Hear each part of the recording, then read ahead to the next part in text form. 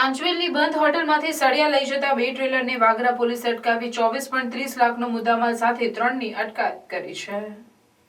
વાગરા પોલીસે મુલેર ચોકડી પાસેથી એક ટ્રેલરને રોકી તલાશી લેતા તેમાંથી ટીમને સળિયાનો મોટો જથ્થો મળી આવ્યો હતો, જેના પગલે ટીમે ટ્રેલરના ચાલકનું નામ નાનેશ્વર છગન પાટીલ હોવાનું હતું, જ્યારે તેની ક્લીનરનું નામ વંશ ઉર્ફે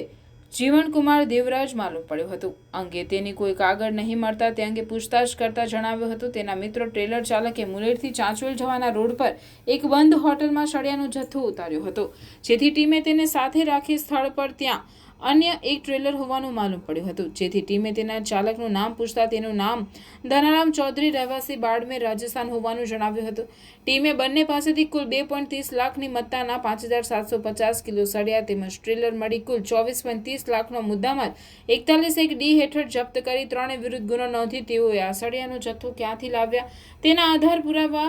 કેમ છે તે સહિતની વિગતો મેળવવાની કવાયત હાથ ધરી છે। ટીમે તેના આધાર પુરાવા છે કે નહીં તે હોવાનું બંને પાસેથી 2.30 લાખની સહિતની વિગતો મેળવવા પાસે મત્તાના 5750 કિલો સળિયા પ્રયાસ શરૂ કર્યા છે।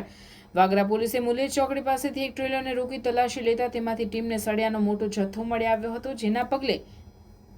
ટીમે ટ્રેલરના ચાલકનું નામ નાનેશ્વર છગન પાટીલ હોવાનું જણાવ્યું હતું, જ્યારે તેની ક્લીનરનું નામ વંશ ઉર્ફે જીવનકુમાર દેવરાજ માલુમ પડ્યું હતું।